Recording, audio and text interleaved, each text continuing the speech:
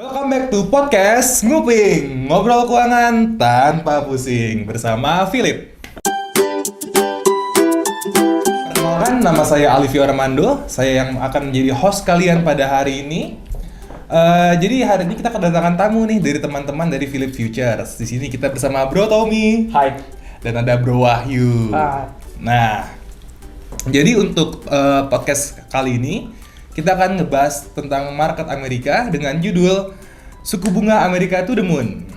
Artinya, kondisi pasar Amerika saat ini tuh gimana sih sebenarnya kondisinya? Kalau dibilang pada saat sekarang, dibilang dari ada beberapa faktor yang bisa mempengaruhi kondisi pasar Amerika sekarang nih. Mau dibilang yang lagi buruk, yang paling menonjol tuh dari suku bunga. Buruk itu kenapa? Yang bikin buruknya apa emang? Iya, kalau dibilang masih data inflasinya masih tinggi. Terakhir data tingkat pengangguran masih meningkat. Dibilang suku bunga The Fed masih tinggi juga. Oke. Nah, sesuai dengan tema kita hari ini ya to the moon lah ya kita bilang. Karena ya bisa dibilang dari beberapa tahun terakhir ya udah mencapai level yang tertinggi juga gitu loh. Jadi tadi tuh ya faktor-faktor yang mempengaruhi kondisi pasarnya artinya. Benar. Nah tadi kan lu mention suku bunga tuh bro. Sebenarnya suku bunga itu apa sih? Jadi gini, nanti kalau penjelasan suku bunga itu kan secara teorinya kan biaya atas pinjaman. Yes. Ya kan. Lu ada bunga ketika menabung di bank. Oke. Nah, contoh. Cuma yang kita bahas di sini itu kan lebih kepada suku bunga acuan. Nah, suku bunga acuan itu yang menerapkan kebijakannya itu bank sentral. Oke, jadi beda ya tadi suku bunga biasa dan suku bunga acuan? Sebenarnya sama, cuma bedanya suku bunga yang biasa itu, biaya atas pinjaman itu mengikuti acuan dari suku bunga acuan itu. Oh, I see, oke. Biasanya nggak beda jauh gitu. Nah, suku bunga acuan itu kalau kondisi di US itu siapa yang membuat kebijakan? The Fed. Oke, Nah, oh ya Federal Reserve itu ya? Bank sentralnya. Oke, di US itu. bank sentral, oke. Nah, I see. cuma pertanyaan gini, kan tadi kan bilang ada suku bunga, kenapa market terpengaruh gitu. Nah, kalau lu paham nggak kira-kira kenapa suku bunga berpengaruh terhadap market atau pergerakan harga saham US?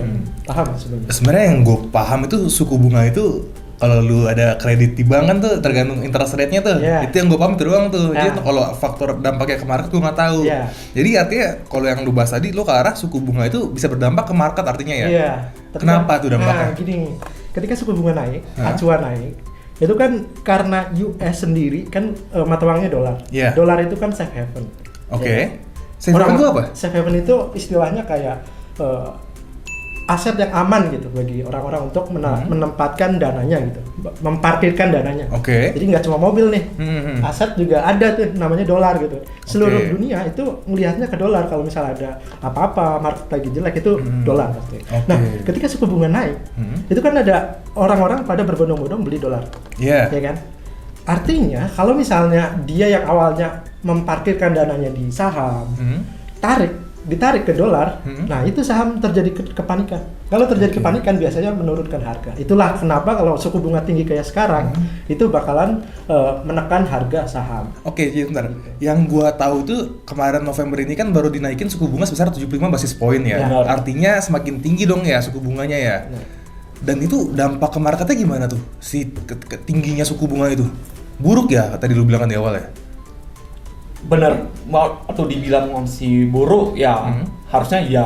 Cuman kalau suku bunga terlalu tinggi gak bagus juga untuk satu perekonomian. Makanya ini masih menunggu kebijakan, apalagi di pekan ini ya. Ada beberapa kayak data inflasi mau keluar, itu mungkin bisa jadi salah satu faktor penentu juga. Apakah suku bunga ke bulan depan itu masih akan naik apa turun lagi? Gitu. Oke, gitu ya. Karena kalau terlalu tinggi gak bagus juga gitu loh. Karena orang pasti semua akan menyimpan lagi dalam bentuk mata uang dolar. Jadi kalau gitu sekarang suku bunga lagi tinggi, market artinya lagi jelek dong ya, seperti itu kan ya. Nah, jadi maksudnya kalau gitu kapan sih waktu yang tepat untuk trading di market US? Kalau menurut gue ya, ini kondisi di mana market yang sedang menanti kebijakan The Fed tadi yang gue sebut, ada potensi kalau The Fed bakalan menurunkan, atau bukan menurunkan sih, tapi mengerem gitu. Mengerem kenaikan suku bunganya, artinya suku bunga. Kalau mau masuk saham, itu ya sekarang. Karena apa? Satu, itu karena faktor seasonality. Apa itu seasonality? Pernah dengar? Nggak pernah, belum pernah tuh. Apa tuh? Yang saya tahu cuma season musim kemarau, musim hujan, musim semi. Iya, jadi kalau yang musim durian. ya teman-teman podcast, kalau seasonality itu sebenarnya salah satu indikator yang dipakai buat trading atau investasi saham. Oke. Ya. Jadi kalau di saham itu kan ada market bergerak tiap bulan itu ada naik turun. Yeah. Nah, seasonality ini biasanya diukur dari 20 tahun sampai 30 tahun ke belakang. Itu rata-rata market itu emiten tersebut naik atau turun. Kalau misalnya rata-rata itu naik, itu kan probability-nya buat bulan ini itu naik atau turun gitu kan. Iya, Nah, betul. kelihatan. Nah, itu bisa dilihat dari datanya. Nah, seasonality untuk sekarang itu memang merah untuk November karena itu fase di mana orang mau mengakumulasi untuk mempersiapkan Windows dressing. Windows dressing? Iya. Apa tuh Windows dressing? Nah. Saya taunya salad dressing soalnya. Windows dressing itu apa? Windows dressing itu sebenarnya kan bagaimana perusahaan itu memodifikasi laporan keuangannya agar terlihat bagus. Memodifikasi dalam artian itu memanipulasi? Enggak. Oh enggak? Windows dressing itu kan bagaimana perusahaan memodifikasi laporan keuangan secara legal ya. Maksudnya dalam artian laporan keuangan mereka kalau bisa bagus di akhir tahun. Nah, ketika ditampilkan, dibaca investor, itu kan jadi semangat untuk membeli. Nah, ketika membeli, artinya ada potensi apresiasi atau harga akan naik. Oke, jadi memodifikasi secara legal, jadi nggak manipulasi pembukuan dong ya? Enggak ya? Legal ya? Oke. Setelah Windows dressing, ada fenomena menarik lagi. Apa tuh? Namanya January Effect. Apa tuh? Atau Santa Claus Effect gitu. Yang 11 Januari bertemu gitu kan lagi. Itu lagu. Lagu. Jadi January Effect tadi namanya atau Santa Claus. Iya. Santa Claus kan harusnya Desember ya. Tapi kan kenapa Januari? Iya, jadi sebenarnya gini.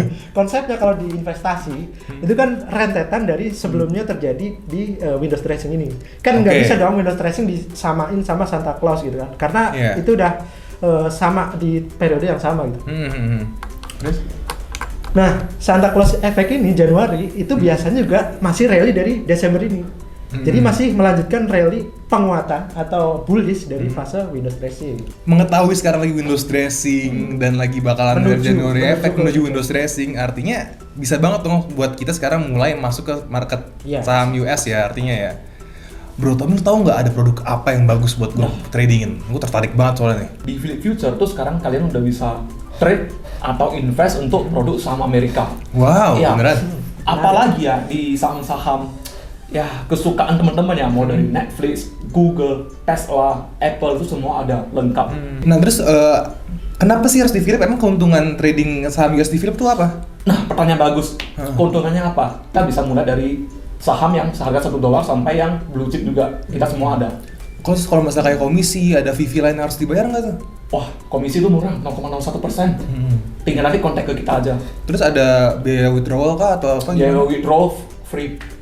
Platformnya free juga. Free juga. Wah, mantap. Jadi komisi rendah, nggak ada biaya withdrawal, platform juga nggak ada biaya. Yang paling menarik, ini ada satu. Bentar, ini aku potong. Apa tuh? Karena ini paling menarik, ini bisa bantu kawan-kawan ya. Kita tetap ada menyediakan satu analisis yaitu mengenai bisa dibilang daily stock pick, apalagi yang lagi hot yang bisa kalian tradingin. Jadi kalian masuk ke Philip itu bukan hanya sekedar seperti aku datang bawa uang hanya datang untuk invest atau trade. Tapi kalian tuh tetap dipandu dengan baik ya. Kenapa kalian bisa kasih pilihan sebagai beberapa saham-saham yang kita udah pilihin kasih kalian sebagai referensi gitu. Dia tetap dipandu. Sampai menghasilkan cuan lah ya. Apalagi menjelang akhir tahun. Momennya. Dan kalau misalnya nanti rilis laporan inflasinya itu lebih rendah dari ekspektasi, itu menarik banget kalau buat mau masuk beli Berkshire Hathaway dan saham-saham yang punya fundamental bagus bagi investor. Iya. Jadi kalau misal dipilih ada panduan juga kan, nggak cuma datang bawa uang dan bingung mau ngapain gitu. Bener. Itu ada analisa fundamental dan teknikal yang bisa dipelajari juga. Jadi untuk kalian yang mau mulai masuk ke saham US, bisa banget kontak Bro Tommy ini di nomor yang ada di bawah sini kali ya. Bener, yang di bawah sini atau klik link lah ya. Jadi jangan lewatkan kesempatan Windows dressing yang mendatang ini untuk lo mulai trading. Sekarang kita masuk ke sesi 2, yaitu adalah The Choosing Game. Nah, jadi Bro Tommy, Bro Wahyu, di sini gue bakal ngasih lo satu pernyataan dan lo nanti jawab mitos atau fakta. Tapi harus 3 dong. Apa? Kok 3? Iya, cuma 2. 3 dong pilihan. Nih, mitos atau fakta 2 dong? Ya udah. Kira 3 pilihannya. Oh enggak, 2 doang pilihannya. Iya.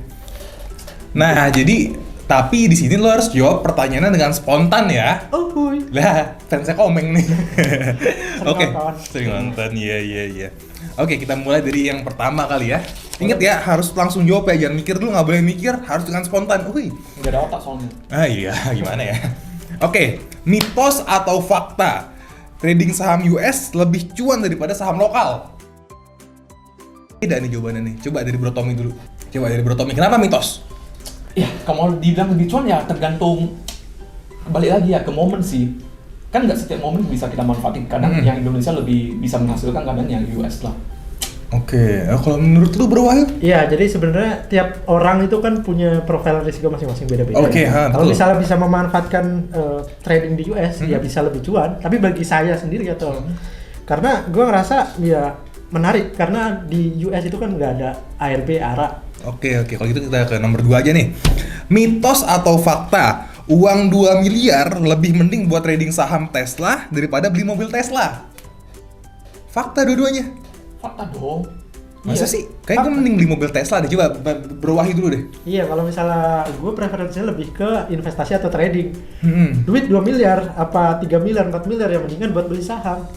Apalagi di Philips. Tapi tetap sih bro, gue mendingan beli mobil Tesla sih bro daripada ya duit 2M tadi buat trading. Kan gue nggak pinter-pinter banget trading soalnya, takut gue duitnya malah hilang. Bagus lu datang ke Philips aja bro. Nanti kita bantu di one-to-one coaching. Jadi kita bisa pandu dulu bagaimana cara invest atau trading yang bagus. Gimana? Bisa ya? Bisa. Nice, menarik banget. Boleh nih guys, boleh banget nih. Oke, kita ke pertanyaan selanjutnya nih. Mitos atau fakta? Cewek pinter itu damage-nya lebih pol daripada cewek cakep. Fakta dan fakta. Oke, coba dari Bro Wahyu lagi dulu deh. Iya, gue sukanya memang lebih yang smart tipe tradingnya. Karena biar nyambung gitu. Kalau misalnya nggak tahu apa-apa agak kurang nyambung gitu. Kan gue gitu. lebih nyaman kalau yang nyambung. Terakhir nih, mitos atau fakta? Yang penting nikah dulu, S2 mah nanti aja. Iya. Ayo yang jawab. Fakta. Mitos. Oke, kita beda nih, bagus sih gue suka nih. Yo, Bro Tommy dulu. Ya bener dong. Nikah dulu. Kita bangun keluarga dulu. S2 kapan aja kalian ada waktu, ada punya uang, ya tinggal lanjut. Tadi lu bilang mitos kan? Iya. Jadi lu mau S2 dulu? Iya. Kenapa tuh? Gimana? Ya karena bagi gue ilmu itu penting ya. Tapi kan memang mau nggak mau kita harus nikah juga. Jangan sampai kita kuliah atau S2 lanjut S3 tapi nggak nikah gitu kan. Iya. Tapi cuma ini kan pertanyaannya mana duluan kan? Ya kalau gue lebih prefer ke S2 pendidikan dulu. duluan. Oke. Kejar pendidikan atau karir dulu. Jadi lo positif bakal jomblo terus sampai 3 tahun depan lah ya? Nggak masalah. Lu harus belajar mental sama dia, nggak masalah. Oke guys, thank you banget udah nonton video kita dari awal sampai akhir. Thank you banget buat Bro Wahyu, Bro Tommy sudah hadir di sini pada hari ini. Hi guys, thanks for watching. Jangan lupa untuk subscribe channel Philip Futures, share, and like this video. Sampai ketemu di episode selanjutnya ya.